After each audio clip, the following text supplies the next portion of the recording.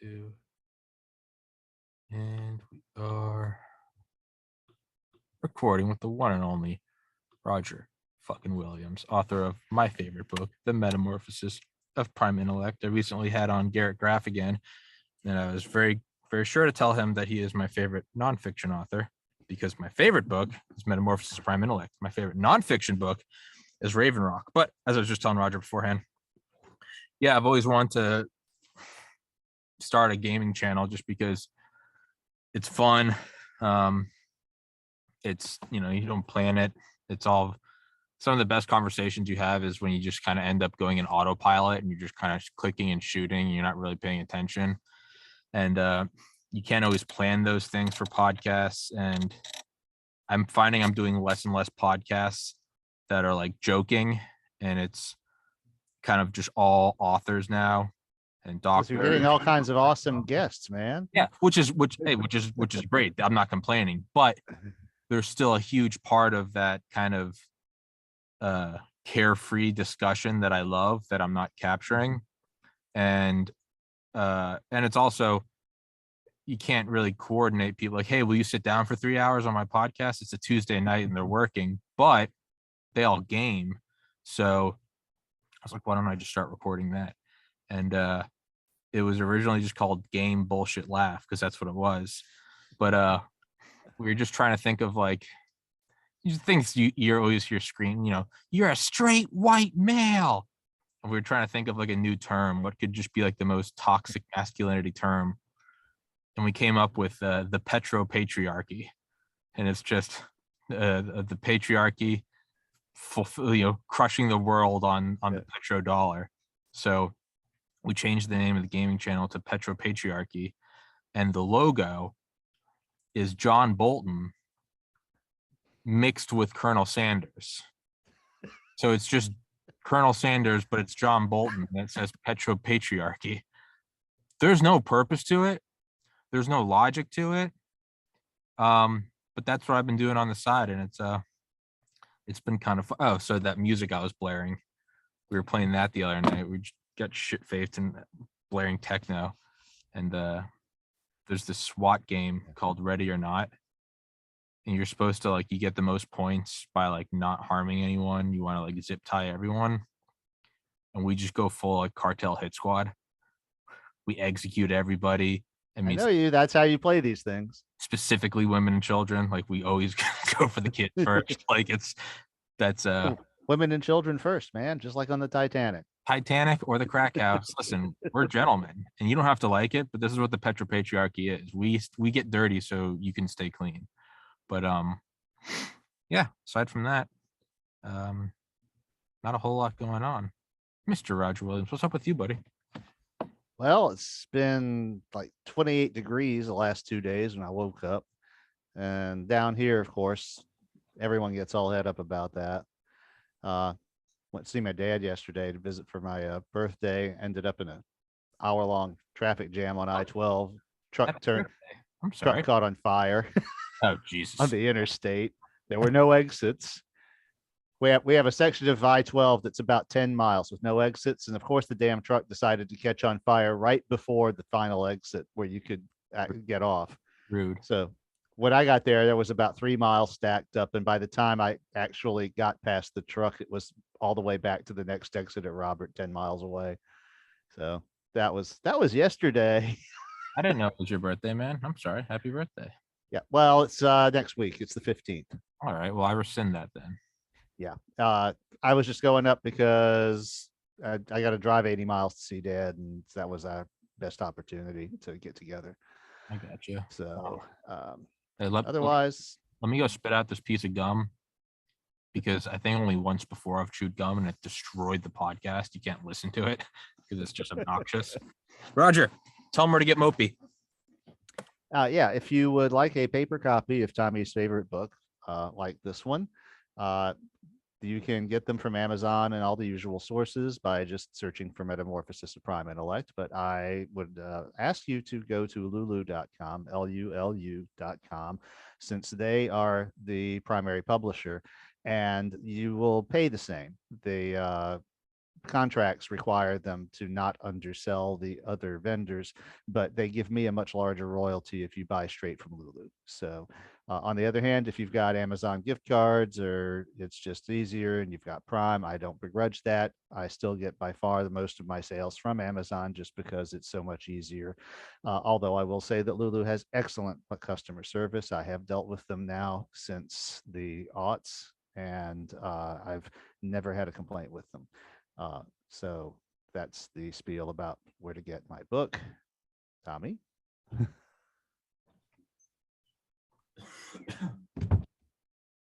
That must have been a heck of a piece of gum. Well, I decided to just preemptively pee. Probably wise. Probably wise because it's going to happen again later Yeah. anyway. Yeah, I had a little story that I wanted to tell you from a couple of weeks ago.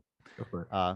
I was eating lunch at one of the local bistro burger joints that we have around here. And usually when I'm alone, I sit at the bar so that I don't take up a table, you know.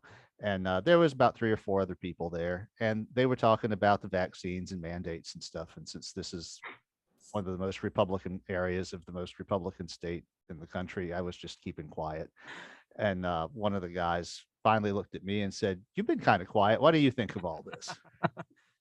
So I gave him the 1-minute spiel about why I think that getting vaccinated is, in fact, the wiser course of action, and why I don't think it's all that dangerous, that the risks are very minor compared to the problems it's causing. But on the other hand, I finished.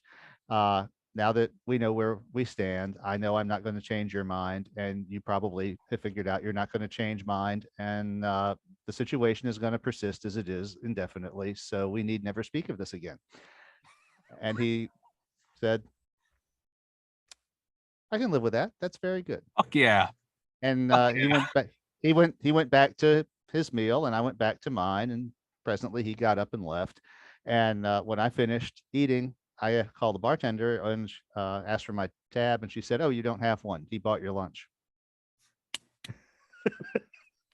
I think that perhaps boils down what it all is we all Yeah. just want to be left the fuck alone and just Yeah. But and the way he did it was just, no fanfare. that's Not, cool, man. it just he quietly did it and let me find out after he had left. And That's really cool, man. I think I think that kind of closer of, but ultimately we're both adults and we're not going to change each other's minds. Yeah. I think that's probably beautiful. So that's where we are at the moment. That's about the most interesting that's happened since the last time we met. Otherwise, it's just been mostly work. Tim Dillon, I haven't finished his episode from yesterday, but he was, because Joe Rogan sort of like launched Tim Dillon's career into the stratosphere. And so Tim Dillon's obviously like incredibly grateful for him.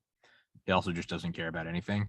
So he was talking yesterday. He goes, Mr. Rogan is, the White House is getting involved. You have artists pulling their music off. You have world leaders tweeting at Joe. Mm-hmm. And I am so jealous that he is still in the news cycle, because here I am, a sassy gay man, and I can't get 100th of, what do I need to do? Do I need to say that all gay people are going to hell? Abortions are wrong? Fuck it. AIDS was good. Cancer's not real. What do I need to do to trend? And it just got me thinking. I was like, I went back and looked at the day he like interviewed McCullough. It's like November 20th. Malone, like December 30th. And I was like, Tommy's podcast could have really benefited from the White House weighing in on me back in July when I did it before. Where's my outrage? I would love outrage. Do you know how much that would benefit this podcast if my apartment was firebombed by Antifa? You know how much it would benefit me if the Proud Boys and Patriot Front came and like stood guard outside my house? That would be great PR for this podcast and thus Mopey sales. But no, he gets it all. We get shit, Roger. We get nothing. Well, it's like it has a gravitational attraction, like a black hole. So it's like if you already have all the attention, you get the rest of it too. Biden should have been weighing in on my podcast in July. Yeah, well, you would think.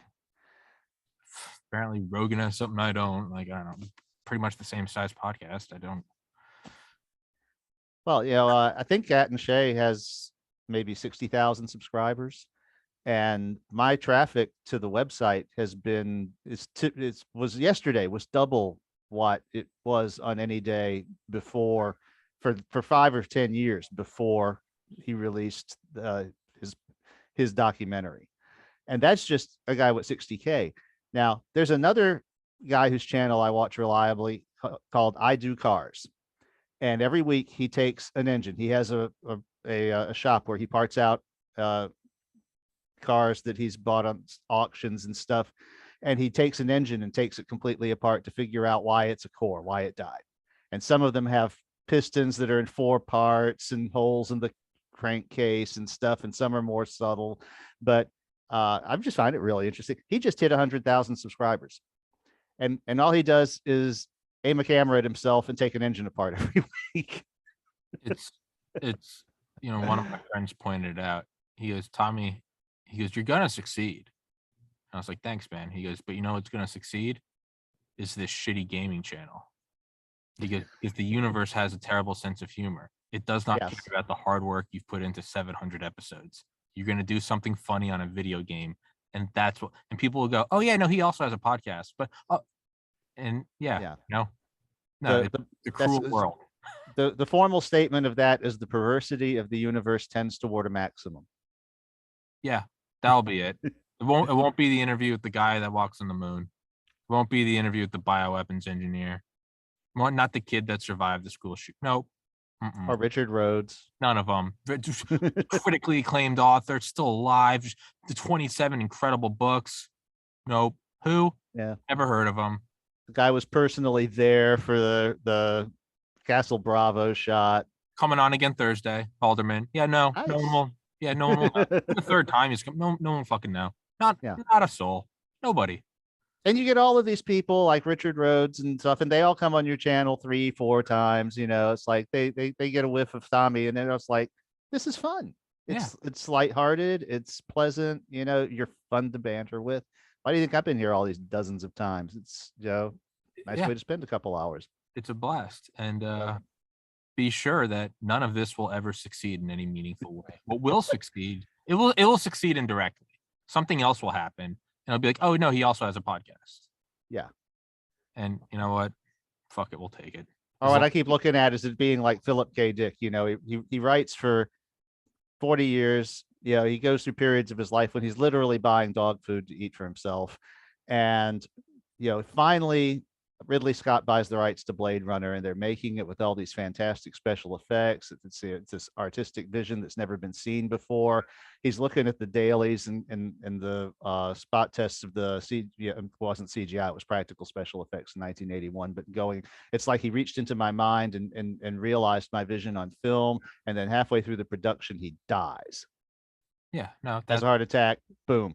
And now, years later, his heirs have to maintain a spreadsheet to keep track of all the projects based on his works, now that he's dead. And some people would call that success. I don't. If I don't get to experience it, it was a failure. I don't want some fucking ancestor of mine raking in money on my podcast. Fuck that. Fuck those little brats. I'll donate posthumously. I will bequeath my podcast to Kim Jong-un. I want him to get that. I want him to buy Hennessy with the profits from my podcast. Damn it. It's a cruel world. And because it's a cruel world, might as well just jump on into it and get into the Curators. Okay. As I texted you, I went ahead and took the opportunity, since we had an off week and I had some time. I went through the entire series and decided where the breakpoints would be for the different episodes of my readings to you, so that they would be reasonable length. And this will be your part 11. We will finish book 2 with part 15. Then parts 16 through 19 will be book 3, and parts 20 through 23 will be book 4. And then there is a coda, the sort of afterward to the entire series, which will be one last reading. That'll be 24. So that's how many podcasts we have to go to get through the entire series, which is about 200,000 words. And since it was originally structured as a series, as a serial, like the Saturday morning serials, each part has a little teaser to try and hook you in, to make you want to come back to see what happens next. But I tried to make it so the better ones are at the boundaries to these longer readings, where we're reading 5 or 6 of my original episodes at once. So we're entering a point now in the story where several things are going to kind of be happening at once. So the next couple of our readings are going to be sort of laying background with several things happening, and then we're going to get to some really dramatic shit before the end of book 2. Beautiful. And two things. One, I've been peeing even more regularly than normal today. I did it with Dale just now. Went to the bathroom like 5 times, so I'll probably be using the bathroom several times. And number 2, got the dryer and the laundry whatever thing going. I can hear it. I hope you can't hear it, because if you can't hear it, we're good. No, I'm fine. Beautiful. Um, Aside from that, let's get into this thing. hey, let me rearrange my windows here then. You can go over here, and the source material can come over here. And that's not what I intended to do. Hit the little X instead of the maximize button. It helps if you tell the computer to do what you actually want to do. Do the thing, computer. Yeah, really.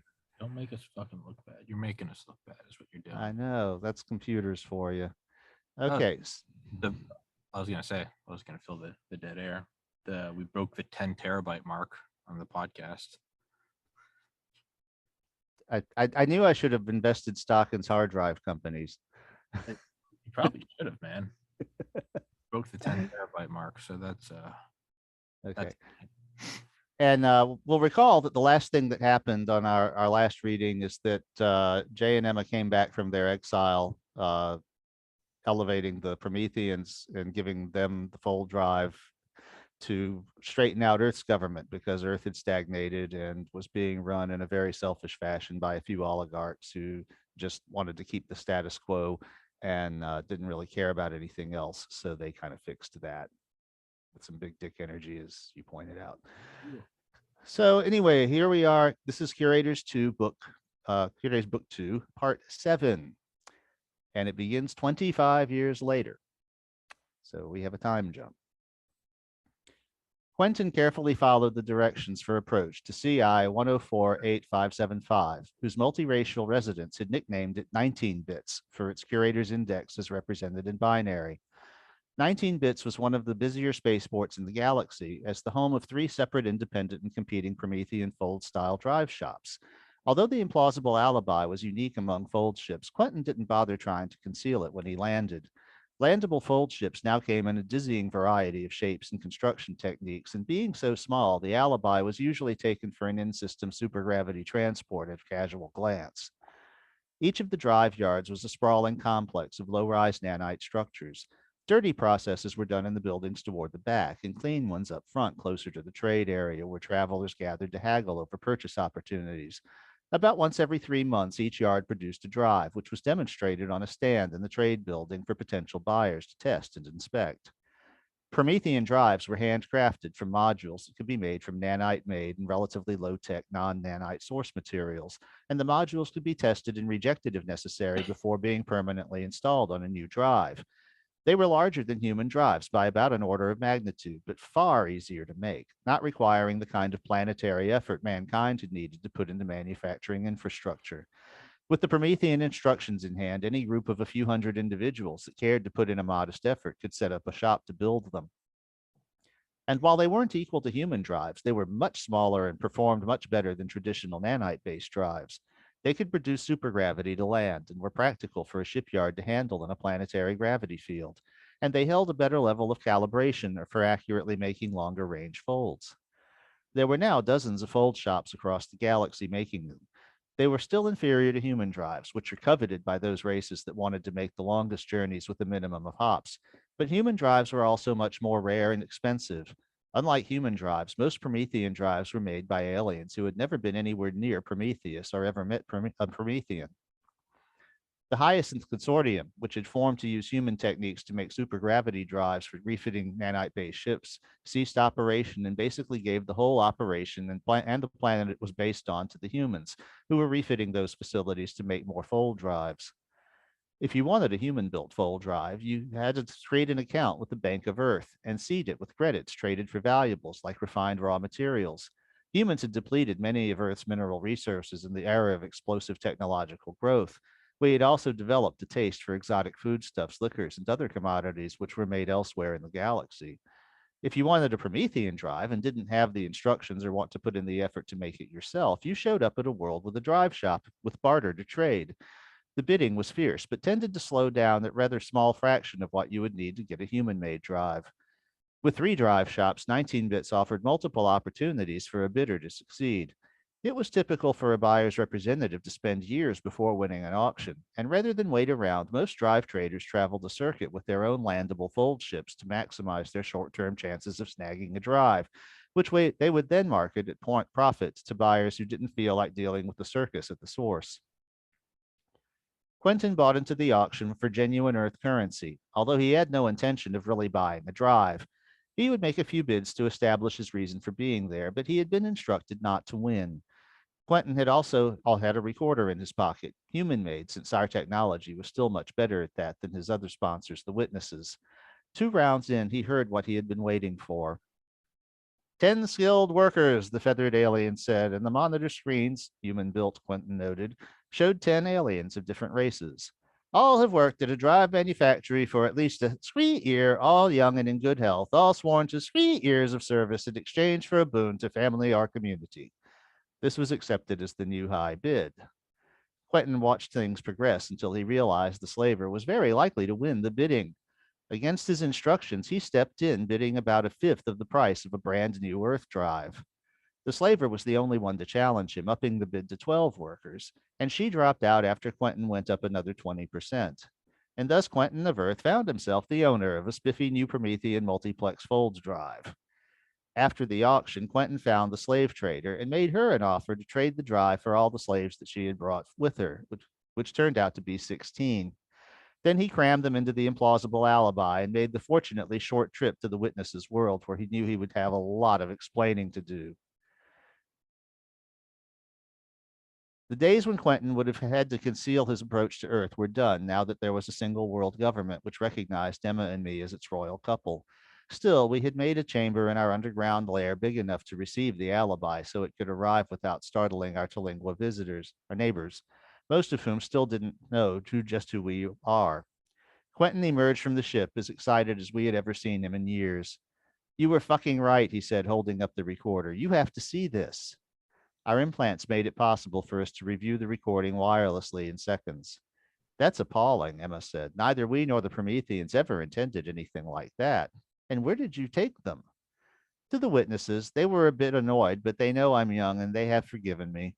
It will be a bit of work getting them all back to their homes, since not all of them know their homeworld's curator index, but they all have genomes and the witnesses have a very complete catalog for cross-referencing those. I've promised to use the alibi to take them home. Of course, Emma said. But if this is going on here, the first place we sent you to observe, it must be a pervasive problem. I got the sense that everyone was completely cool with it, Quentin said. Standard operating procedure. One slave seems to be 1 and 2% of the value of a human fold drive, about 10% of the Promethean drive. Of course, they aren't quite slaves by old human standards. They apparently trade their loyalty for some kind of quid pro quo to their families or communities. This is still not good, I said. Do you know what the term of service is? About 100 Earth years, give or take. I didn't have time to pin it down exactly. The translator didn't recognize the nick they used for the world whose year it's based on. This really cannot stand, Emma said. I agree, Quentin said, but what in the hell can we do about it? Yeah, you guys fixed the government here on Earth pretty well, but this seems to be going on all over the galaxy. Just as you had a lot of explaining to do to your new masters, I think we are going to have to do some explaining to ours, I said, and Emma nodded gravely. But first, we need to find out just how the economy works. What are the incentives for the slaves? It doesn't sound like they were using violence to keep them in line, Emma said. It didn't seem that way, Quentin agreed. We could just show up at a drive shop and start looking around, I said. That could get awkward, Quentin said. These guys are quickly getting the hang of capitalism, including being paranoid about their assets. Just figuring out who the indentured ones are could be a problem, but we do know where 16 of them are. The witnesses. And I need to go back soon to start taking them home. Maybe before we go, we could have a talk. The witnesses worked out where they lived. We got the translation machines, matrices from the curator's library. The witnesses themselves didn't need to communicate with their guests very effectively, but we needed to accurately understand how they had come to this point. When Quentin returned to start taking them home, we rode along in the alibi. The witnesses greeted us warmly. Welcome back, the president said.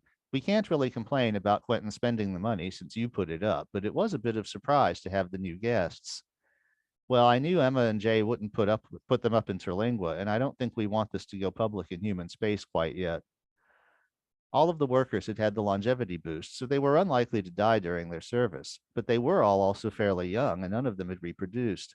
The first we interviewed was a chitinous biped who wore his mark of the curators on the smooth back of his head. Despite having an exoskeleton, his vocal apparatus was not too different from ours. My people offered to build a hospital for my town, he said when we asked why he had volunteered. And when they build our ship, my name will be included on the plaque honoring its creators. He seemed puzzled when we pressed as to what he personally got for his service. I get to go to a hometown with a fine hospital and to know people who ride in the ship will see my name, he said as if this was obvious enough. He had studied hard and worked for several years as a trainee at a component shop. Those facilities were not equipped to make complete fold drives, but made drive components and trained workers.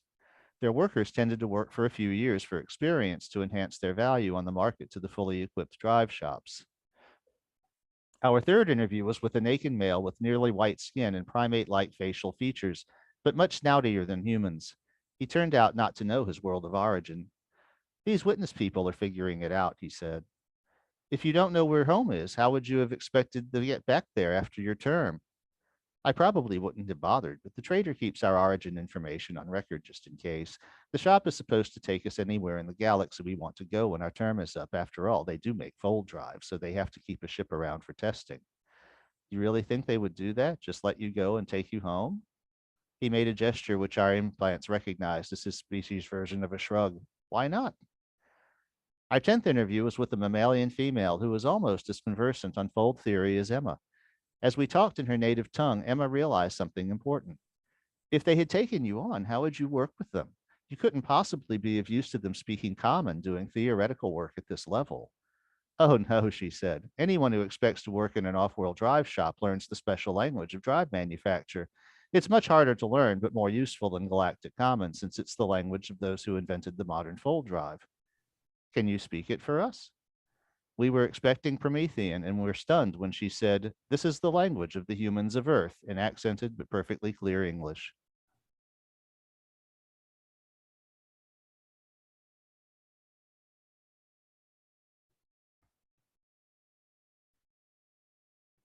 Book 2, Part 8. The representatives of Curator Authority met us in the lair beneath our Terlingua base. The human curator introduced us. We had never had occasion to have contact with the curator chain of authority before and were somewhat uncertain how it worked. I was chosen to investigate because I was against your elevation, the fox-like male told us frankly. Many of us did not believe humans had the maturity to handle the powers of the implants, and your initial actions caused much worry, although I have to admit your handling of your own world's government problem was surprisingly effective. And I was chosen because I was for your elevation, the scale-skinned female added.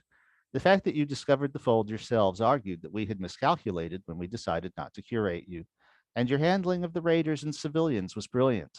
Things have been very much the same for as long as anyone can remember in this galaxy, and the changes your people have brought promise to make life much more interesting. I guess I should be going, Quentin said. We had quite forgotten that he was in the room.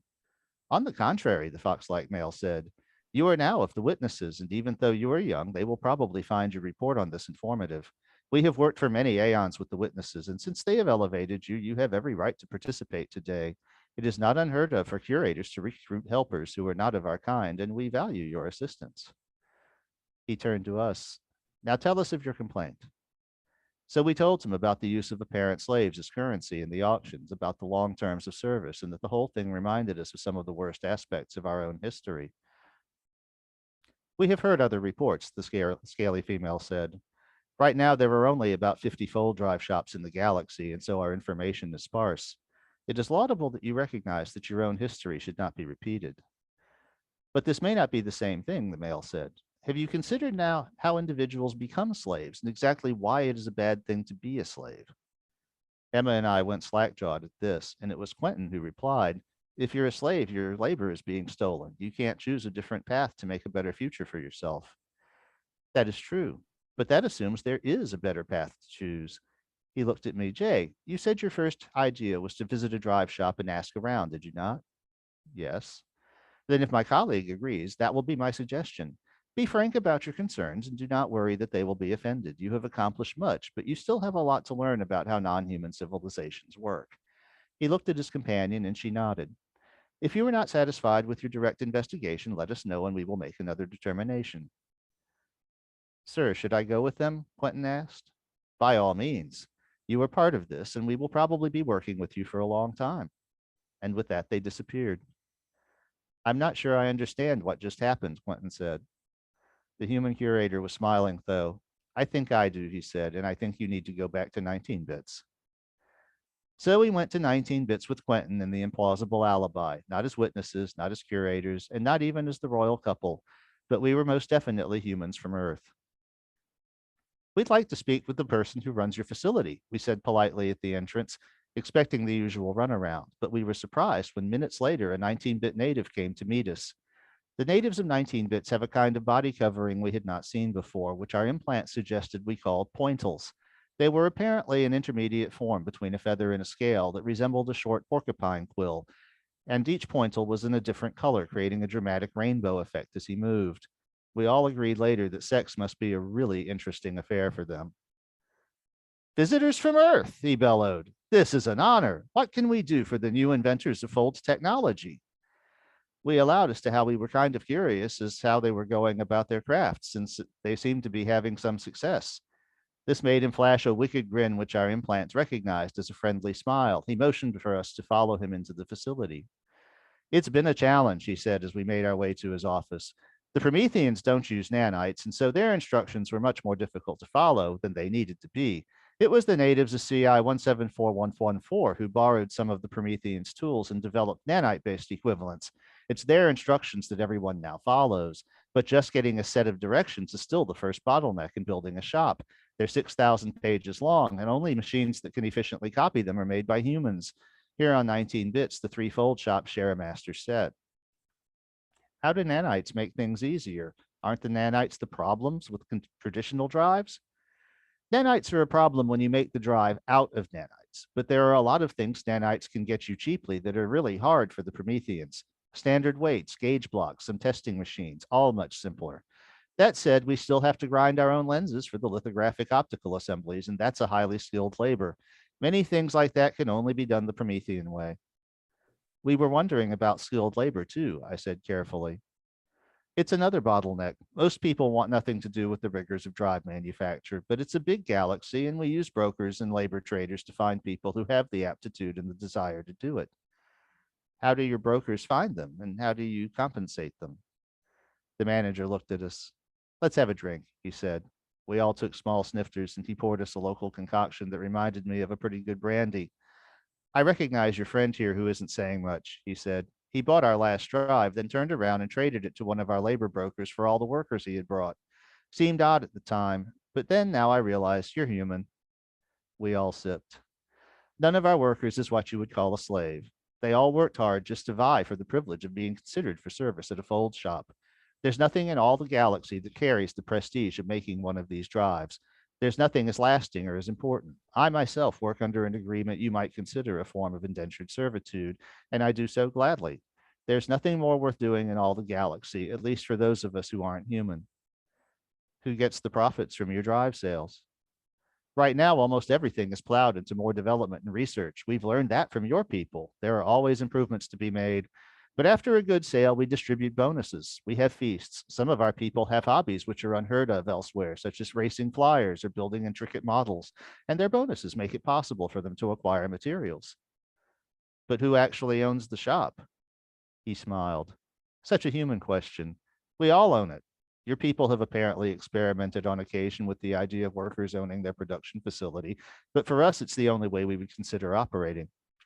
And of course, the nanite economy means that compensation isn't just that important to most of us.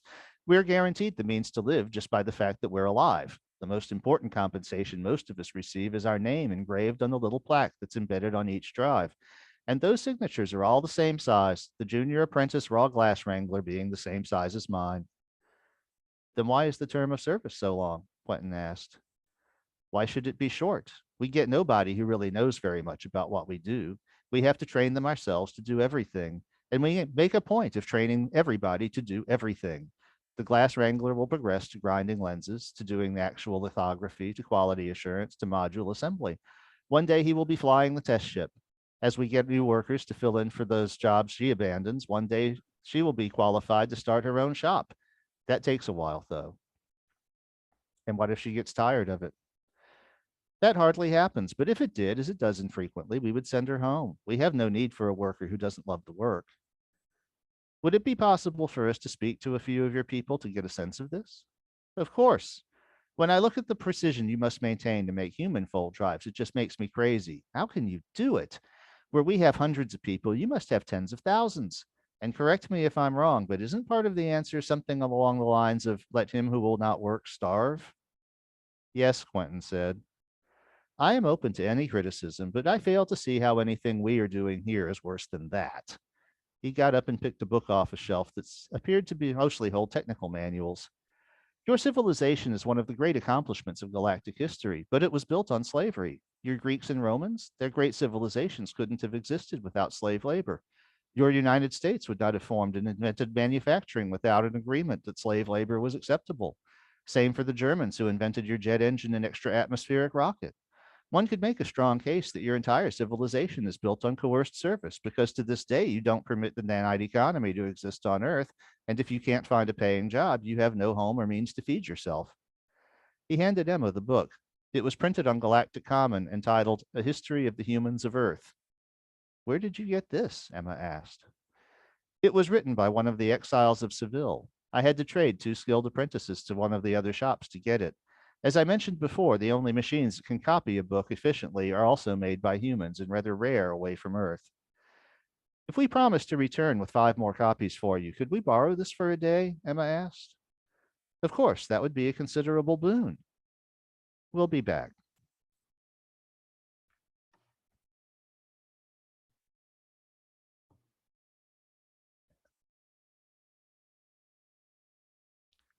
The Curators, Book 2, Part 9. A History of the Humans of Earth by the Civilian Exile Z, as excerpted by King J and Queen Emma of Earth. Prologue. I will never see my homeworld again, or my family. I will never reproduce. My world has been imprisoned by a machine that makes space travel impossible, and our sentence will only be lifted long after I am dead. It took several years for me to understand that this is my new reality and will never change for me. Given this newly pointless existence, I decided that it would be worth devoting my remaining time and energy to understand the humans of Earth, whose singular talents and nature brought this ruin upon my people. Emma, he seems to have left out the part where his people blew up to their own economy to try to destroy 2 other worlds. Chapter 1. As recently as 150,000 Earth years ago, there were at least 4 species of humans. Besides modern humans, who are now the only civilization-capable species on Earth, there were the Neanderthals, who are known through copious fossils, the Denisovians, who are known through a few trace fossils and genetic analysis, and at least one more known only through genetic analysis. These subspecies were mostly separate but capable of interbreeding. It is not known exactly what happened to the others, but most researchers, including humans, seem to agree that the modern humans are probably genocidally killed all the others. It is also unknown why the curators chose not to curate the humans, but many researchers seem to think the decision was made in this time frame. J. Well, he does have a point about the curators. Chapter 3. The first human civilizations left a noticeable effect on modern human culture were the Mediterranean Greeks and Romans. While there were extensive earlier civilizations and extensive later ones in other parts of the world, these all failed due to the conquest or mismanagement, and their works are largely forgotten until rediscovered by modern human archaeologists. The Greeks came first, and their civilization barely rose to the level of having any kind of central management. It was always more of a collection of independent city states. Despite this disorganization, the Greeks came up with ideas central to modern human thought, such as the idea of democratic rule, the use of measurement and mathematics to understand their world, and formalized drama and storytelling. Greeks were the first to work out the size of their world and the distance to its stabilizing moon. The Romans came later, and their much more centrally organized imperial culture overran the mostly allied city states of Greece, as well as a lot of other nearby cultures. But while they conquered the Greeks, the Romans had a fascination with Greek scholarship, which they expressed by copying much of what the Greeks had done into their own conduct. Being uncurated, humans did not have nanites or their productive capacity, and supporting a large population required a great deal of stressful work. In both Greek and Roman cultures, this was mostly done by slaves who were humans threatened with torture or death if they did not obey those who had wrapped them in chains. This was not unique to the Greeks and Romans, however. It's just that humans have the best records of those cultures because the most writing and stories survive. It was simply not practical to have anything resembling a civilization larger than a primitive village with the technology of the day unless slaves were employed. J. What happened to the Chinese? Chapter 4. It is impossible to go further than the inspection of human development without examining their numerous religions. Unlike the curated, humans had no idea where their world or their own species had come from, and they responded to this by inventing a bewildering array of pretend stories to fill their sense of ignorance. There were hundreds of these explanation frameworks, mostly incompatible with one another and a source of much conflict when they came into contact with one another. The Greeks had a typical pre modern framework in which different sentient supernatural beings were credited with various natural phenomena. The Romans basically stole their entire system, renaming the gods but leaving their alleged duties and features intact. Other systems, such as the Egyptian, were flexible, allowing that any such deity one might imagine might have a literal existence. Humans call these syncretic religions. A more modern religious framework rose to prominence as the Roman Empire was itself collapsing, which posited that a single all powerful being had created the entire world. Being unaware of, for example, the fact that there are multiple types of infinity in practical mathematics, their ideas on the nature of this being are quite ridiculous.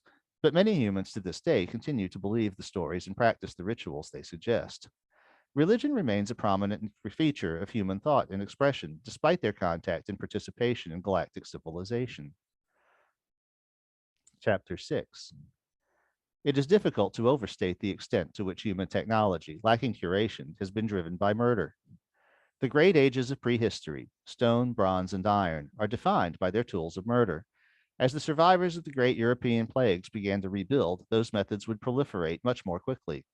This is not to say that human technology has never been about anything else. Humans have a saying about plowshares used for their primitive form of agriculture and swords used for murder and war that suggests one can be reformed into the other. But new human technology has almost always been about war, and increasingly it hasn't had a complementary positive function. Chapter 10. The era which the humans call the Renaissance, as new civilization arose following the collapse of the Roman Empire, is curious in that their new technology was not directly driven by war. This is not to say that they didn't make war in this era. They made furious and long lasting wars that lasted multiple human generations, but they made those wars with the same tools, often even inferior tools to what the Romans had. The engines of the Renaissance pumped water to make agriculture and mining possible and were driven by water wheels and then steam. The steam engines were the first human technology to be incompatible with nanite construction, requiring airtight seals at high temperatures and elaborate lubrication and fueling techniques.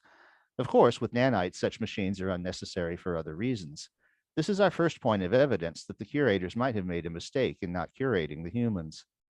Of course, as soon as it was practical, humans turned these new engines to the purpose of war. At first, the new war machines, cannons and firearms powered by chemical explosives, were more dangerous in their users than their extended victims. But the humans excel at perfecting technology, and in due course, their fire weapons were more reliable and deadly than anything ever seen in the galaxy, with the possible exception of a miscalibrated fold drive. Emma, Having seen what a full drive can do myself, I am not impressed. Chapter 11.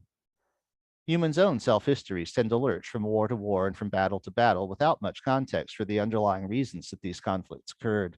I've tried to overcome this tendency in this account, but there is one individual who must be mentioned because he changed war itself as well as making sweeping changes in the politics of his times. Throughout most of human history, the primary means of compensating warriors was to allow them to loot the belongings and resources of their victims. This created several practical problems. The warriors might be more interested in loot than fighting strategy, a problem that brought down the insurrection of Boudica against the Romans. Warriors might also be unenthusiastic about attacking a target that didn't have sufficient loot to be of interest, a problem the Romans themselves faced at the point of their greatest expansion.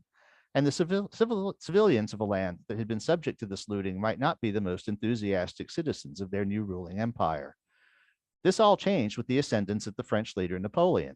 He paid his warriors a regular wage, as was customary in other human professions, and rewarded their battlefield successes with medals and titles. These tokens turned out to be much cheaper than actual loot or pay, and within a generation, every military organization on Earth had adopted the practice. Chapter 14. The United States of America was founded by two groups of humans, one of which believed that human slavery was good, natural, right, and justified by their religion, and the other which believed slavery was at best dubious and at worst immoral. Having organized together to defeat the colonial power that had established and then exploited them, it was inevitable that they would come into conflict. The American Civil War was the first war to demonstrate the true power of technology for mass murder. If it had been the last such human enterprise, it would be unique in the history of the galaxy.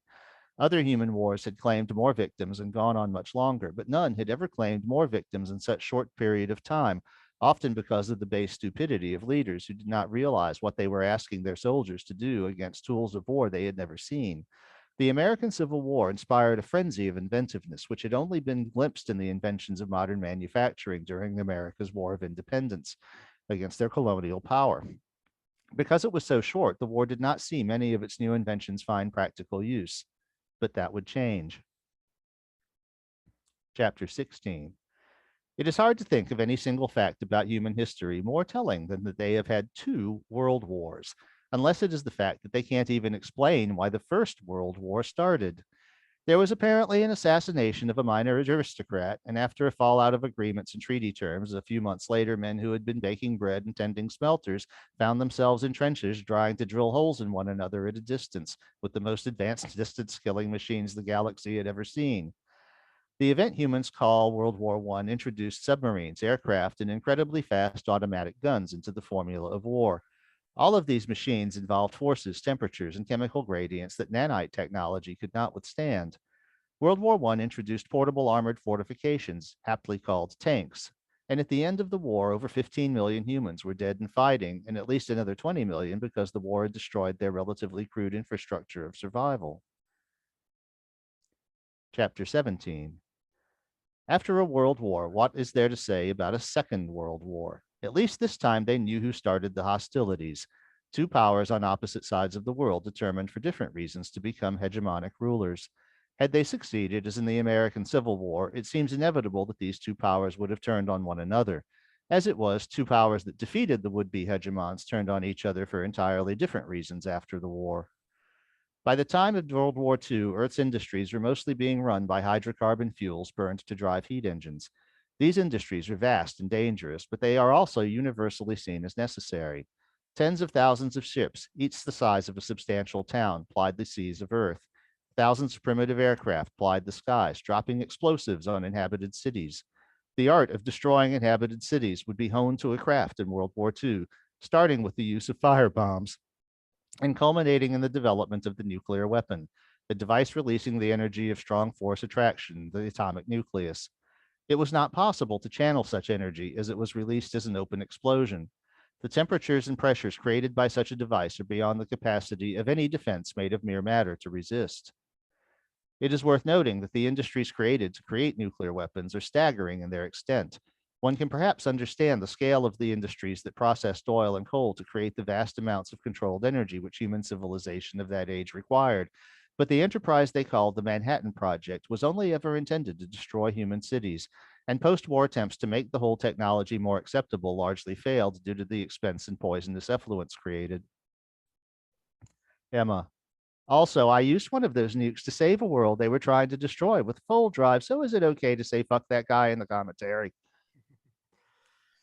Chapter 20. Without access to full technology, humans made their own access to space. Chemical propulsion should have been inadequate for them to reach space, but by clever engineering, they made it work. The Saturn V rocket is a stunning accomplishment of crude non-nanite technology. Standing taller than most fixed structures in the galaxy, it launched itself into the air and into orbit, shedding tanks and becoming smaller as it made its way to Earth's stabilizing moon. Humans also became better than most of us at building remote-controlled spacecraft, eventually exploring the rest of their solar system without actually visiting in person.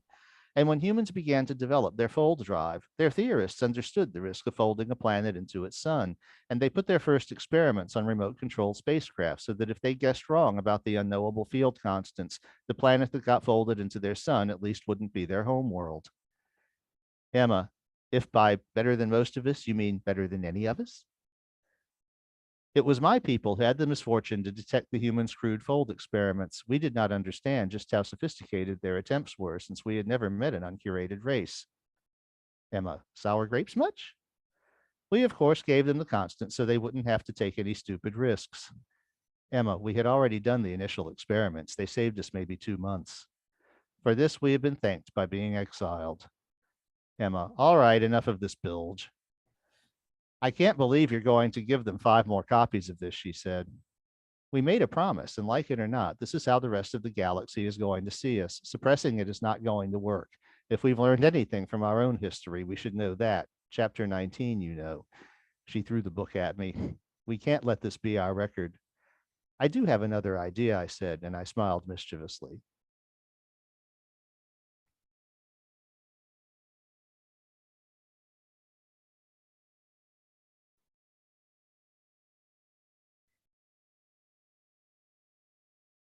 The Curators Book 2, Part 10.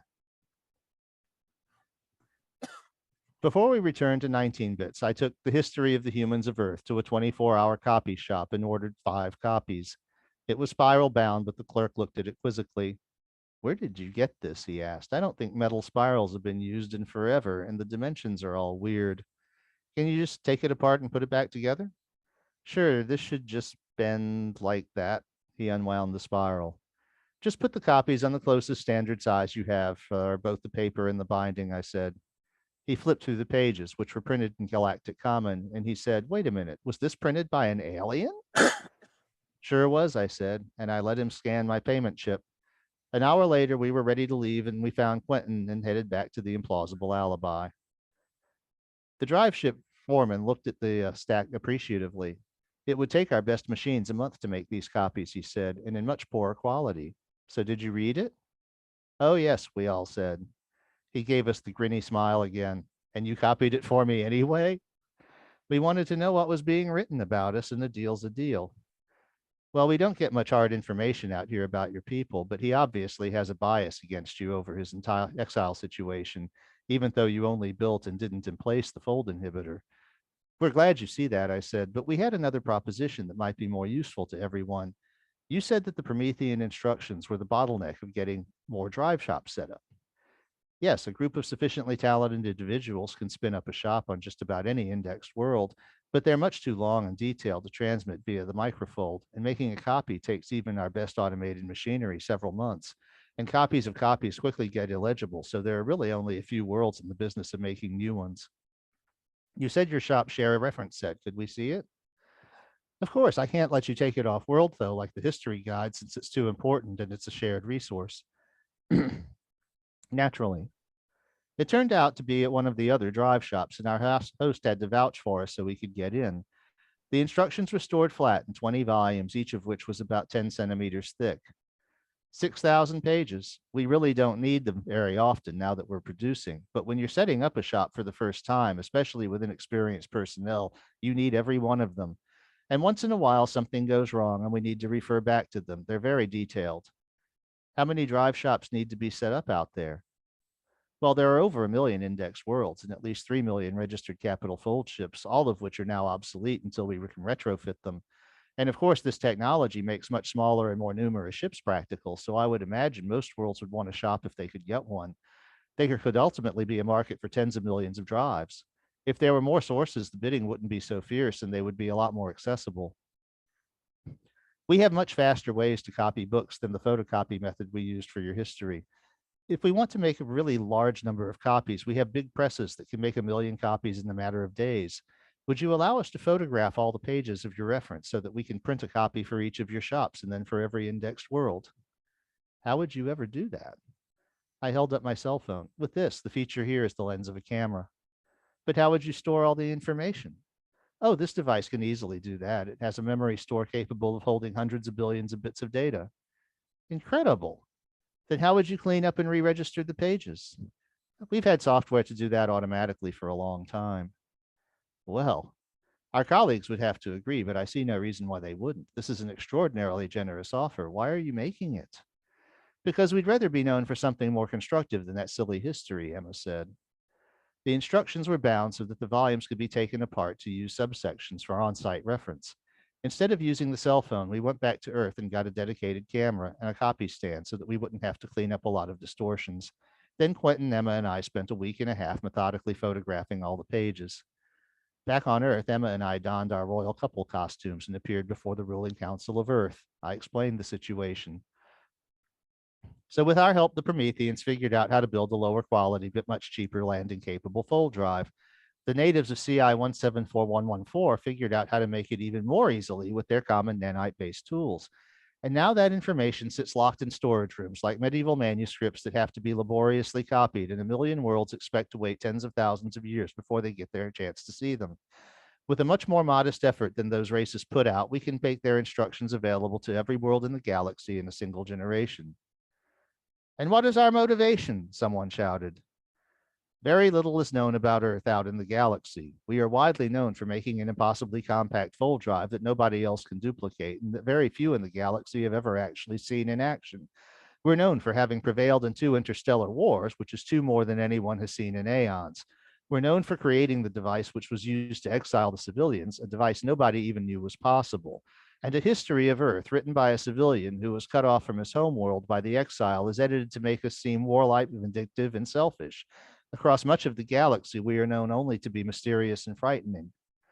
There is little out there to contradict this impression because even with the microfold, its low bandwidth means that information travels slowly across the galaxy. Even though these are not our plans, we can contribute something that no other race can to the efforts of their creators. We can show that we shared our knowledge, that we recognized and encouraged the accomplishments of those who followed in our footsteps, and are now willing to use our resources to help them help everybody. We can make sure that every world in the galaxy has a 6,000-page book precious to those who hold it, celebrating not our own technology, but what we inspired others to make. And every cover will bear the news that the humans of Earth printed them in the spirit of peace and benevolence. Emma and I had never really asked the council for anything except that they try to get along since we unified the government of Earth. When the vote came to fund our proposal, there were only a few holdouts. I thought it sounded better in the original JFK, the human curator said as he caught up with us later. More Peace Corps than moon landing, though, I said with a laugh. And a laudable goal, which you might be surprised to find. We thoroughly approve. Congratulations, you've actually found something worth doing, which is beyond our ability as curators. We could probably manage it if we wanted to badly enough, but really our technology is not pointed in the same direction as yours, and it would take us centuries, if not millennia, to duplicate your mass printing technology. Your fold drives are billions of years ahead of our best effort, but we beat you to the printing press? Clinton boggled. Indeed, whatever mass industries like that our parent species may have once had have long since been dismantled or destroyed in nova. Our existence today is largely nomadic, and our largest installations are the craft that continue to curate new worlds around newborn stars. Well, that's different. There is an area of concern you should think about, though. Assuming you print your million copies of the CI 174144 volume, how do you plan to get them to all the worlds in the galaxy for which they are intended? Fold ships? Quentin said. There aren't a lot of fold ships, and few of them can land. Most of them ply fixed routes called orbits, depending on their homeworlds and returning after a fixed and departing from their homeworlds and returning after a fixed number of destinations. Some effort has been made by our children, with some under the table help from us, to make sure every world in the galaxy is visited at least once every 10 or 20 years. But the galaxy is a thick tangle of these orbits, often distorted by the rotation of the galaxy itself and political entanglements. Most of these ships have to be loaded and offloaded by surface landers of limited capacity, and books are heavy. You will need a plan to get the book from wherever you publish them, Earth or a colony with more and better paper resources, to all the worlds in the galaxy in a reasonable time. You have the means of publication, but the second problem is distribution. We had not really thought of it that way, Emma said. We figured fold drives, instant faster than light travel, voila. Maybe we should have considered distributing tablet computers instead. Most of our children would find Earth computers more amazing and worrisome than your fold drive. That would have been a much more disruptive move, which we would not have supported. And there would be no technical support for your machines 100,000 light years from here. The user interface of a tablet is a much more limited resource than that of a book that can be unbound for use in multiple locations simultaneously. And all of our children understand books, since writing is part of our curation. Then we just get them the books. We can make them more cheaply than tablets anyway. Hmm. Not if we make the books right, Quentin said. These guys will be using them for centuries. They need to be on good quality, low acid rag paper. You should probably find a colony to make the paper that isn't having Earth's ecological problems. Well, that's great. We make the damn books and we fly them out ourselves if necessary, Emma said. It will be far more complicated than that. Even if all human ships were dedicated to the project, it would take you millennia to visit and gift each index world. Fortunately, you already have a resource which will make it much easier. Emma's eyes rolled, and I felt new knowledge pouring into my curator implant.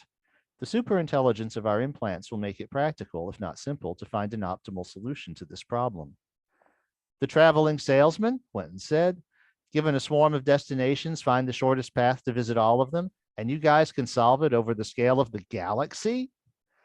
It's a little different, but very similar, I said, as the information seeped into my consciousness. The orbital routes are fixed, so the options are not as great as the general version, but it's also going to result in a big logistical problem. Parcels will have to be handed off many times to be relayed to the final ships that will break them into individual sets and deliver them to destination worlds. We can help with that. It's not beyond our discretion to make sure that the transfers go correctly, and we can help you to plan the routing. But you are going to have to package your wares very carefully to make sure people who have never had contact with a human mail delivery system get them to where they're supposed to be going.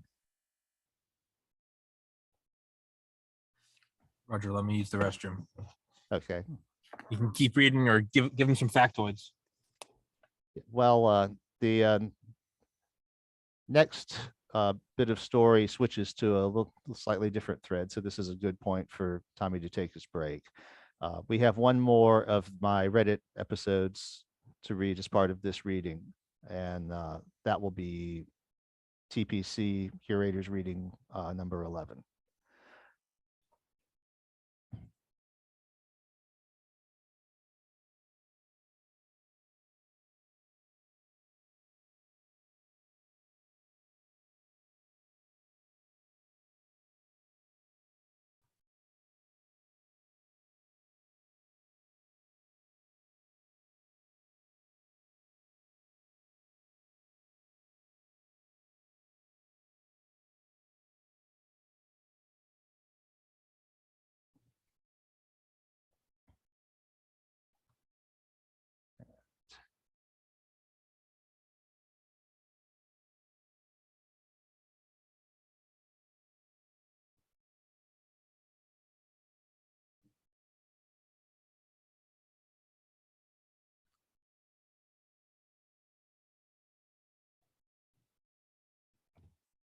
Actually, I just printed this, I think. When you realize your own notes are wrong. Okay. We have two more of the original.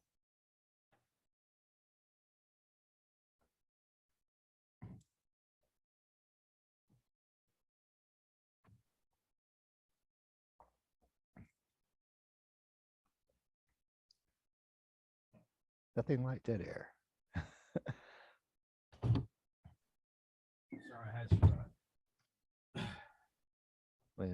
You gotta go. You gotta go. Had to turn off I was finished. And I was about to sit back down, and I realized I had to turn the air conditioner off.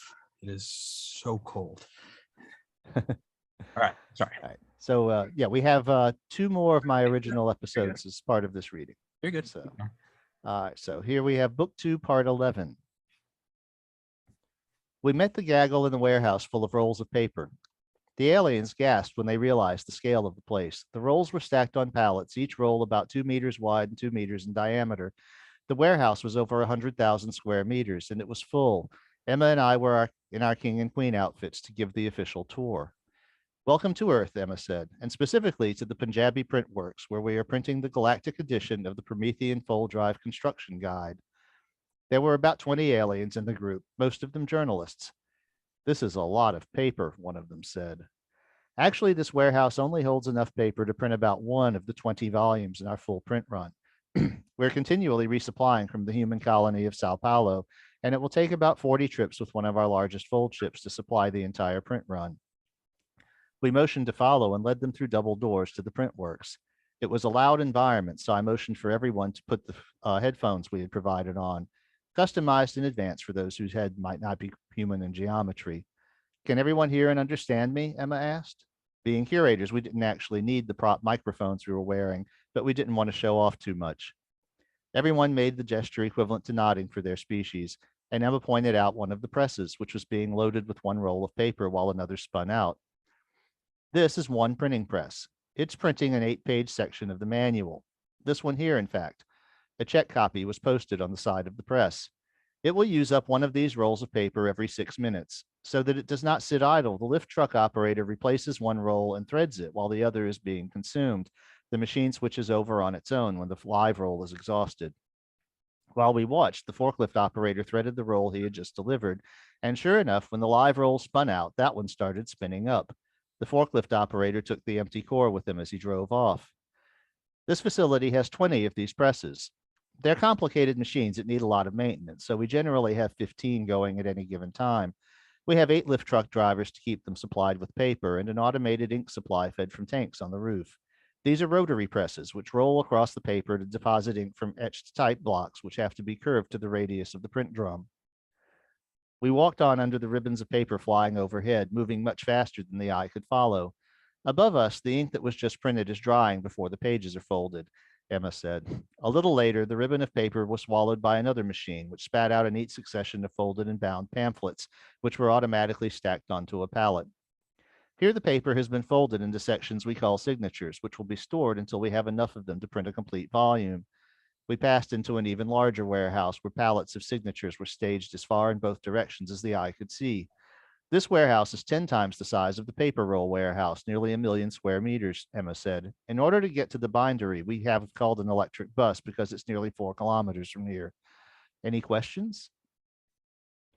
I thought I understood the scale of human constructions, one of them said. To make something as novel as your fold drive obviously takes works on a scale we had never seen. But one of the first things we learn in curation is to make books, and what you're doing this to make something so familiar, books, is astounding. Do your people ever print on this scale for other reasons? Another asked. Actually, we do all the time, Emma said. The population of the Earth is about 800 million, so it's not unusual for 1 million or more of us to want a copy of something popular. Many of us favor books over computer displays. They don't need power, they don't break down, and you can make marginal notes in them. You write in your books? Oh, yes, we do have libraries where books are shared, but most of us own books too.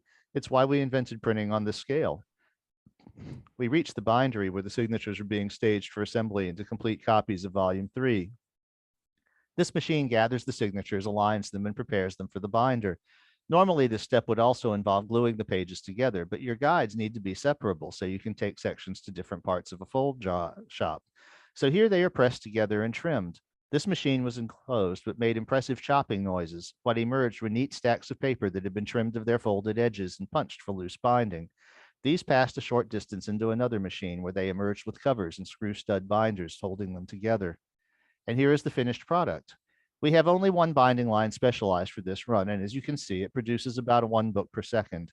So we could theoretically finish the run for each of the 20 volumes in about 12 days. But in practice, these machines can't run continuously. They need maintenance and adjustment, so it will take about 20 days per volume. We expect the whole project to take about a year and a half, and then we will start working on distribution to every indexed world in the galaxy. We finished up at the little auditorium where we took questions and observations. When you told us you were going to print a copy for every world in the galaxy, we thought it would be the work of generations, one of them said, and others made gestures of agreement. The idea that you can do something like this in a year or two, that is going to be difficult to convey to our audience. None of us have ever seen machine works of such complexity on this scale. Are there other facilities like this one? There are many facilities like this. Without nanites, this is how humans learn to do almost everything. For us, this facility isn't even that exceptional. It's just the one that won the bid for the job. And why are you doing this? Your economy requires exchange in kind for all transactions. So what are you getting out of it? Emma looked at me. Diplomacy time. Like our fold drive, our printing industry was invented to solve a problem you don't have because you have nanites. We would have liked to give you our fold technology, but our experience with the hyacinth showed that you just don't have the underpinnings we were forced to develop to make it possible. Instead, you have nanites, and for you, work is a privilege instead of a survival imperative. But the Prometheans started with our ideas and showed that there was another way to make fold drives, still superior in performance, but within your grasp to produce. We were happy that others could benefit in a real way from what we had learned after all. But then we visited 19 bits and learned of your problems getting a copy of the instructions. But why should this be a problem? We had solved that too. And again, we can use our skill to help the rest of the galaxy. We are not all driven by greed and power lust. You would have to ask the curators why they deprived us of the gifts that made your critical path so much easier to walk. But whatever their reason, it turned out their denial was really their greatest gift to us. And this project is a small gesture on our part to return that gift to you.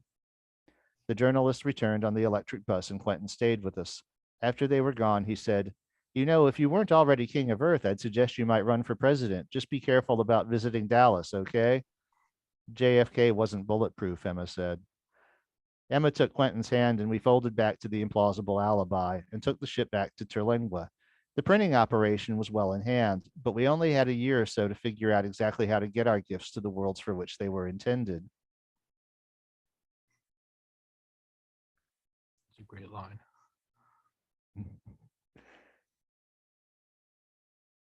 Curators Book 2, Part 12. 1 year later. In order to make best use of their warehouse space, the Printworks had agreed to fill our order in 3 runs of 350,000 volumes. It would have been a little more efficient for them to print all the copies of each volume at once, but then we wouldn't have been able to start shipping until we had the whole thing complete. As it was, we were loading the giant human nanite fold ship Reliant for its first delivery mission. We were watching a high-speed label printer spray labels at an application robot faster than the eye could follow. Emma set her cell phone to force flash and shot a picture of the label tape. The one that she caught said, "Delivery, ship 462933 Mark 8, stop, CI 399428, pallet 2 of 6, stack 1. Destination, CI 305094, ship, stop 8 of 40. One pallet held 6 full volumes, each consisting of 2 plastic wrapped stacks of books. This one would be applied to the second of 6 pallets bound to the 8th ship built by the people of world CI 462933. That ship's orbit would carry it to 40 worlds, the 8th of which would be CI 305094, where the stack this label was applied to would be presented to whoever the planetary leadership designated to retrieve it. The giant fold ship Reliant was, like most large human fold ships, named after a famous spaceship from science fiction. Throughout most of the galaxy, though, it was just 1742660 Mark 204, the 204th registered ship built by the humans of Earth. Reliant could easily carry the entire print run. Since it was only carrying a third, it was also carrying a sizable rotating contingent of scientists and tourists who were taking the opportunity to see parts of the galaxy rarely visited by humans. As we were contemplating the distribution system, our old friend, the human curator, popped in behind us. "You know, you don't have to appear behind our backs anymore," I said as we shook hands. "Old habits are hard to break," he said. "I bring special news. Is there some place quieter where we can enjoy some fine alien liquor?" Although we had not gone to lengths to disguise ourselves, hardly anybody we dealt with day to day on the printing and distribution had guessed that we were its royal couple. We showed the curator to an office whose door said quality assurance. "There's been a bit of an argument among our people," he said as he poured a smoky dark brown liquid into shot glasses. "Not everyone is happy with your promotion, and there is a ritual we are all expected to witness for which there will soon be an opportunity. Certain of our people did not want you to show up, but we have finally prevailed. Silently, he made connection to our implants and gave us a set of coordinates about 60,000 light years away. What sort of ritual? Oh, you will see. It's quite dramatic and very important to us. This is sounding a bit weirdly mysterious, Emma said. The curator smiled grandly. You'll understand why I don't want to spoil it for you when you find out what it is. You really should get going, though. You only have a few days to make the event. Fortunately, the whole printing and shipping operation was well in hand, so it wasn't unreasonable for the QA people to slip off for a little vacation. Our destination turned out to be a small asteroid, which had been shot through with tunnels and rooms to make a fairly spacious space station, a few miles across. We appeared on the bridge, and two crew members greeted us warmly. The crew were a diverse lot of species, no two quite the same, and their leader was very dinosaurian in profile. So I see our friend found you. Welcome to our greatest work. He didn't tell you what this was about. He didn't tell us what this was about, Emma said. No, you're supposed to see it for yourself. He gestured toward a large window. There was a sun-like star illuminating the scene, and two worlds, one a little less than twice the diameter of the other, separated by about 10 diameters of the larger of the two. Both worlds were very young, still glowing with pools of lava from impacts and volcanoes. A double planet? Emma asked. Not yet, the leader said. Emma sucked in her breath. You're making a moon? Very good. Of course, after the trouble, your people went to learn your own moon's origin. I guessed you might be able to figure it out. This is the final engineered collision, which will create a stabilizing moon for this new world. Once we observe it and record how it worked out, our work will be done here until the next team shows up 50 million years or so to introduce life. And meanwhile, we'll go on to another star system to do it again. How often do you do this? We've been working on this system for about 20,000 Earth years. We scout a lot of systems looking for the gas giants to settle into good harmony. If they don't, fixing that is a bit even beyond our means. If the gas giants are looking correct, we get to work on the inner system, making sure those worlds are properly harmonized too. We expect this system to expand by a factor of about 2 before the orbits settle out, so we're a bit closer to the star now than would be comfortable for life. But there's always a bit of randomness in this kind of operation. We won't know exactly what this world will be like until the spectacle is over. At this point, there's nothing we can positively do to guide it anymore, so we will just watch to see how it works out. How do you engineer the inner system? With an amplifier belt, we can fold translate fairly substantial planetoids, a large fraction of an astronomical unit. We use this to move things into the orbits where we want worlds to form, and with collisions calculated to cancel out inappropriate orbital velocities. You did this at Sol? We did this everywhere there is complex life in this galaxy. The earliest worlds we made this way are no longer life-bearing because the stars have run their own lifetime and expanded into red giants or gone nova. We've done this at least 20 million times since our ancestors made the technique practical.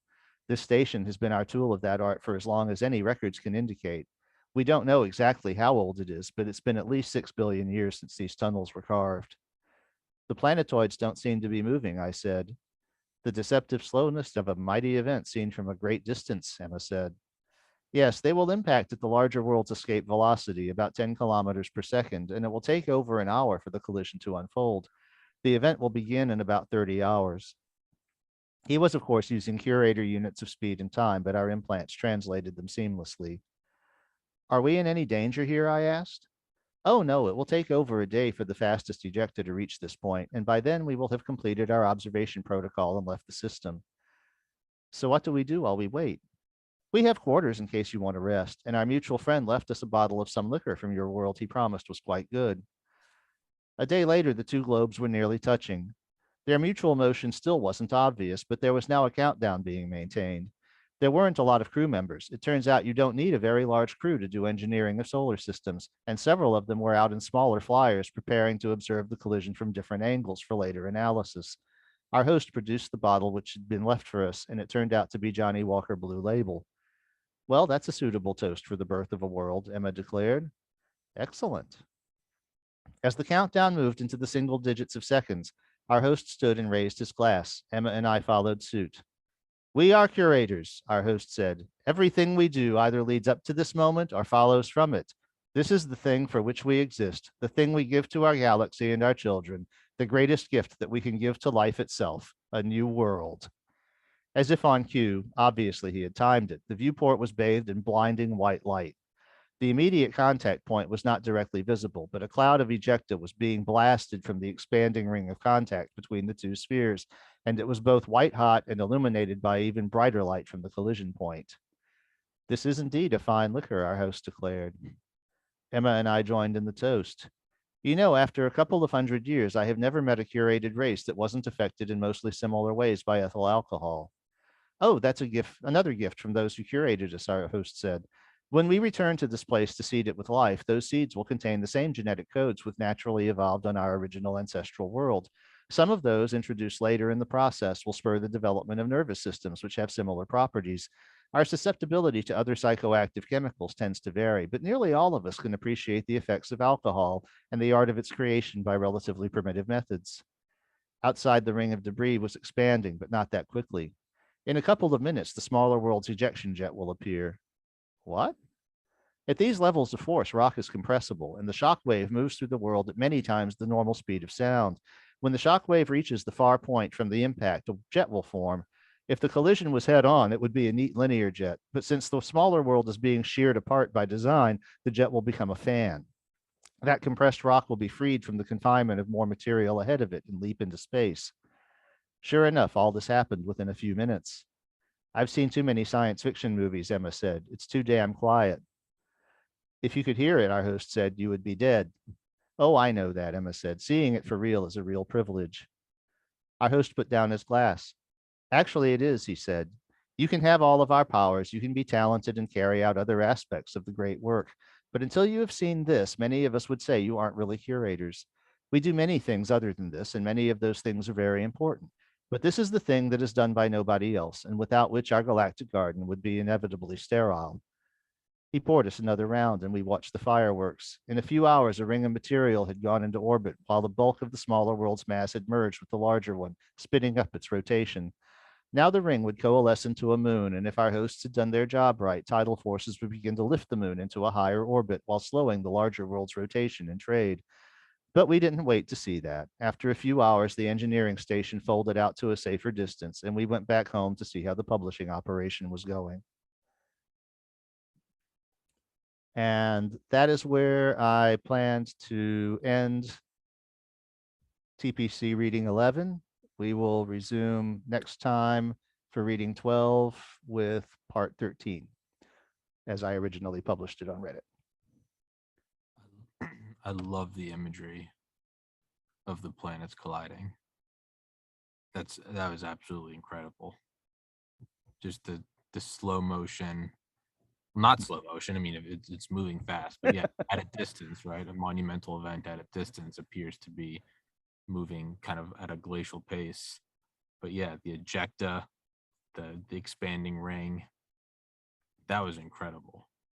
That was probably one of your best descriptions. Well, thank you. Yeah. I feel smart when you were talking about the magma jet. But because it's shearing in my mind, I was like, oh, so it's gonna, and you're like a fan, and I was like, yes, in my mind, I made check one bitches. Yeah, that was beautiful. That I need to see that. Like, I need to see that visualized. I need to see that animated. Funny you should mention that, because I don't know if they're still playing the same show, but at the California Institute of Science, which is the Natural History Museum in Golden Gate State Park, one of our visits, they had a planetarium show. They have the world's first completely digital planetarium. It's a planetarium, but it's basically a digital display. Yeah. And they did an animation of the collision between Earth and Theia that created the moon. And the two worlds collided, and the whole thing just turned white for 5 seconds.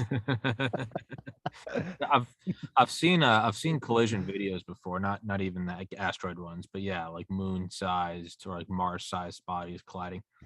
And it is so weird because even asteroids, it still has that, like, it has like an intuitive kind of, it still is kind of like a baseball, like hitting sand. Mm-hmm. You're like, yeah, there's the thing, and it comes in. But when it's two worlds colliding, it's not intuitive, Oh no. And there's a lot of that goes on even without the curators intervening in early forming solar systems. Yeah. I mean, it's a real billiard ball table out there. Yeah. It's just that the curators make it happen deliberately so they can set up where all the planets are going to end up and what their properties are going to be to form a stable system instead of letting it be random. Yeah, if you ever like watch one of those animations, it is weird because they're just, it's not even that they're moving slowly. It almost looks like they're just like kissing. Yeah. Like, and then there's bright light and you're like, where did that come from? It's almost, it's like watching like a, it's like watching like a car crash, like a testing facility. It's like watching one of those at like 1,000 frames a second. Yeah. If you didn't know that you were watching it at 1,000 frames a second, Except it's just real time. yeah. But it's like intuitively you just see a car and you're like, yeah, there's a car, and then all of a sudden it's like, why is that metal hood crinkling? Like, it shouldn't do that, right? But that, yeah, kind of the same thing with, or not quite the same. You ever seen simulations of galaxies colliding? Yes. Yeah, those also, it's like not at all, at least for me, it's like not at all what you think it would be. Yeah. Well, the thing that blows most people's minds is that almost none of the stars are going to collide. Oh yeah, no. So it's like they go right through one another. That's the weirdest thing. 100 billion versus 100 billion, and statistically, not a single one of them will touch. But that's how far apart the stars are. I know. It just, it starts to fucking boggle the mind. And it's, I obviously, I don't need to explain to you how much I love conspiracies, but like something like the Curators, it's like, it's kind of like an easy conspiracy to introduce because it's like the brain in a vat hypothesis. It's like, well, yeah, you could never disprove it. So that's kind of like a bullshit thing, right? I mean, extraordinary claims require extraordinary evidence. But that being said, just as a thought exercise, it doesn't seem like that odd to me. I mean, just looking at our own interaction with even like third world nations and like us doing like proxy wars or us cultivating endangered species, like it doesn't seem that weird that maybe this is happening. Yeah. Where the idea came from when I started writing the series. In fact, originally it was just a single standalone story, and my wife told me, you ought to write more about this universe because you're going to have a lot to say about it. Yeah. And it was that most of the stories in Humanity Fuck Yeah, because it's about humans being great and all that, not the asshole wusses that we were in Avatar. This demands that you have a galactic civilization for us to interact with to show that. And a lot of it is us stomping around being military superior to everyone else. Some of it is about being cleverly diplomatic or culturally more powerful, or having a better tolerance for environmental extremes or foods and stuff like that. But all of them assume a range of other aliens for us to be compared to.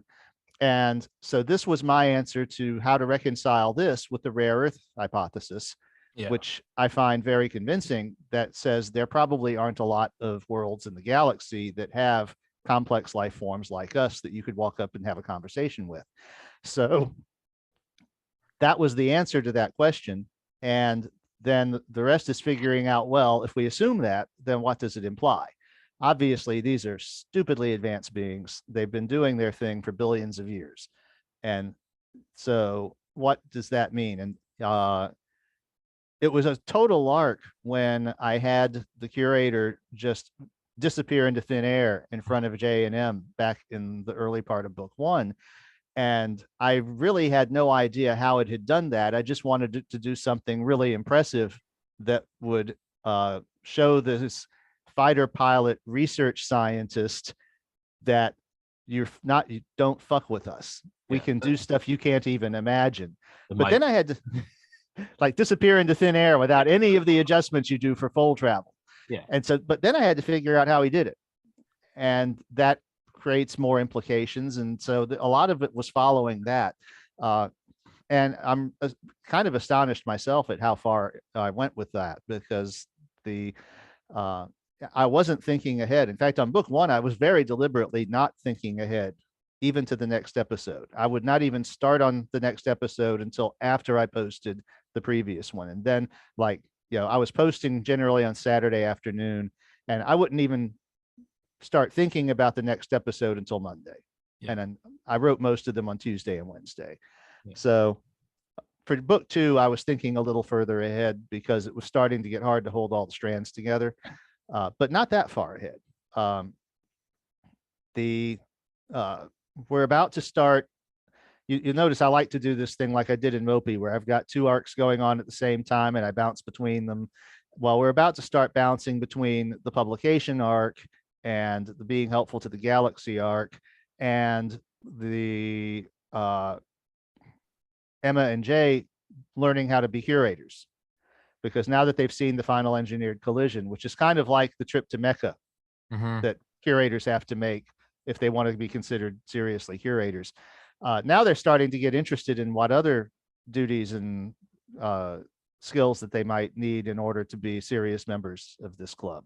So they're going to be doing some of that, and they're going to take on another project after they get the full drive guide published, where they're kind of helping the curators out on another side project. And interestingly, that involves more shit being blown into other shit in outer space, which you'll probably find dramatic and interesting. But yeah, there's some pretty neat shit that's about to start happening in book 2. And book 2 is mostly about humans. Book 1 was about humans figuring out where we stood in the galaxy. Book 2 is about humans making a place for ourselves actively in the galaxy. And book 3 is going to be more about actually facing off against the curators as an adversarial presence that we have to deal with. And book 4 will be about winning. Yeah, I do like the, but even just this general idea of the curators, not even from like is it possible or probable, because I think it is. Again, just from our own, as much as I don't believe it, the reason why I always defend an argument of like, if aliens came and like manipulated events on Earth, I'm like, I just look at what we do in third world nations with politics, with radios, what we've been doing since great book. Yeah. I think it's by Timothy Weiner, Legacy of Ashes, A History of the CIA. I mean, just from that alone, you would have no basis to say that why wouldn't aliens manipulate it? It's a technologically superior form manipulating things at a lower level to see what they want.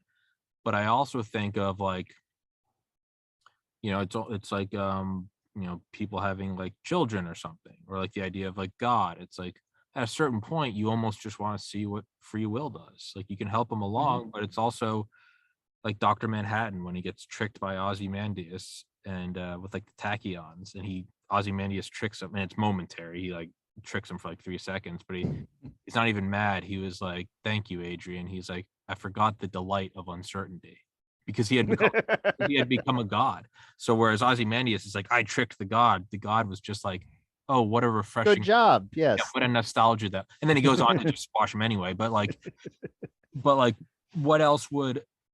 Because once you've kind of hit the ceiling where you can do any, get rid of aging, get rid of death, suffering, you can just enjoy whatever you want, any life form you want, and you can have all the sex you want, drink all the alcohol you can do everything, right?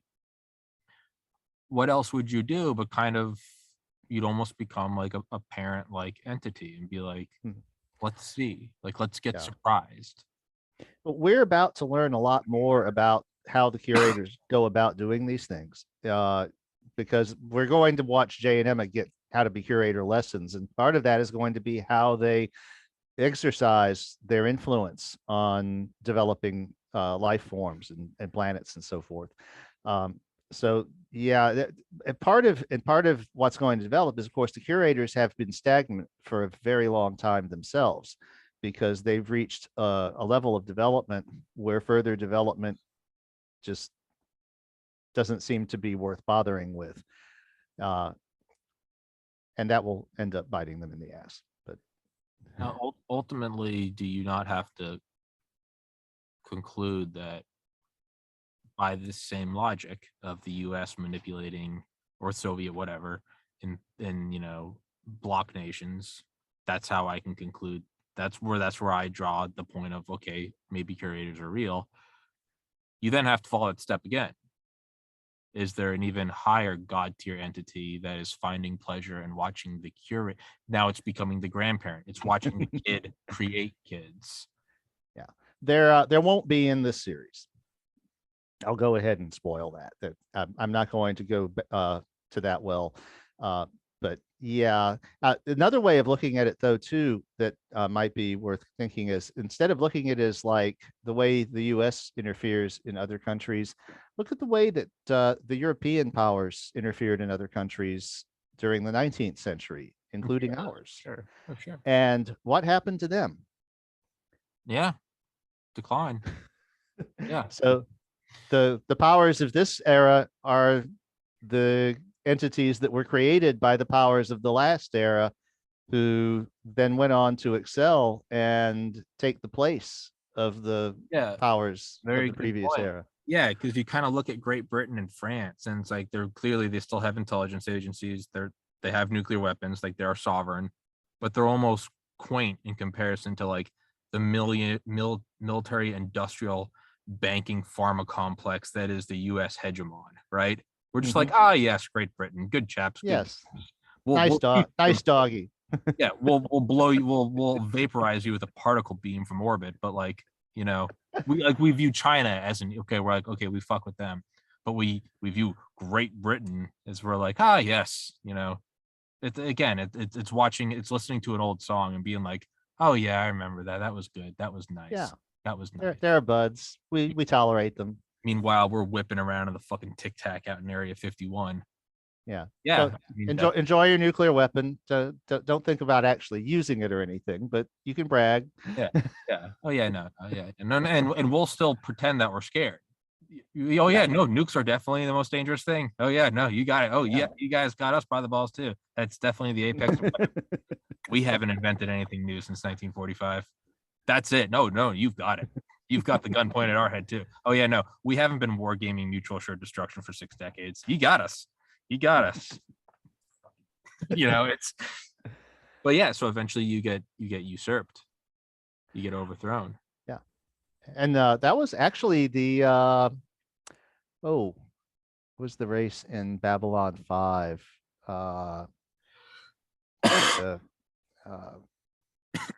They were named after the nearest star. What was that? Proxima Centauri. Probably. So the Centaurans were an old and decadent race, and they were at the end of the Babylon 5 series were in the process of losing their empire the same way, just because they were old and stagnant and not innovating, and the races that they were trying to dominate were gradually breaking free of their control and learning to push back. Particularly the Narn, who were like their, really their oppressed race that they wanted to colonize. And they had a full-on war in which at first the Narn were getting their asses kicked. And then by the end of the series, it had turned around. And it was becoming clear the Centaurans were going to become the second-rate power in this part of the galaxy. So, complete side note. So, whereas I think I've told you every Sunday I clean, and it was, I remember I did end up calling my mom after I last spoke to you. I was like, I only have bleach. She was like, don't do that, you're gonna get sick. She was like, just go get normal. And I was like, okay, good. Roger was right. But you know how like every day I've got the 10 hard drives right here, right, the 100 terabytes, and I put all the podcasts on there at the end of the day. Once a week, I take my couple hard drives that I keep in like a waterproof bag. I take those out and I do those every Sunday. And those are the ones I offload. So now I put them in the shock, because these aren't shock proof. If you knocked over the table, those are all destroyed. So once a week I do the 4 like rubber hard drives. And then like once every 6 weeks, I do the core, which is like the titanium encased, EMP shielded safe inside of a safe, like 19 layers of protection. And it's great.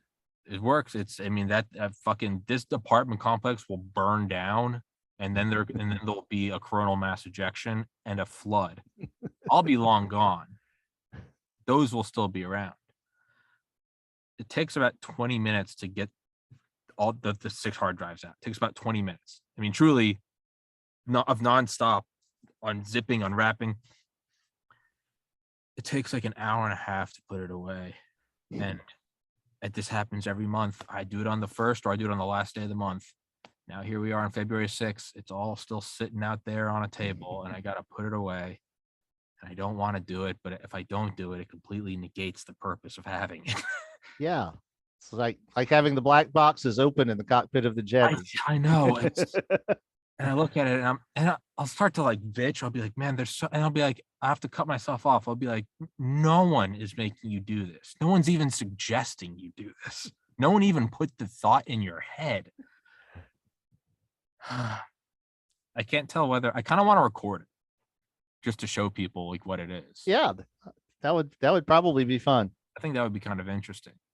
But then part of me is like, does that also negate like OPSEC? And then I realized like, I'm not the NSA. No one gives a shit what I have. Like I'm not. The information on that is the same as the information on your more easily accessed drives. Well, that's what I told that's what my investor said to me once. I was like, yeah, I was like, maybe I shouldn't be talking about it so much. And he goes, I mean, literally all of the data on there is on BitChute, Rumble. Yeah. You truly, you just, it's all over the world. You can just Google. It's like, Tommy, you've gone to great lengths to make sure it's everywhere. Mm-hmm. So it's kind of a weird, yeah. I don't know. Something else I had wanted to read. I didn't want to break up the story to do it, but after the episode where they read excerpts from the civilians' Sour Grapes book about us, the very first comment was, that guy is literally the definition of a poor loser. It's incredible how this has managed to irritate me on so many different levels. Well done.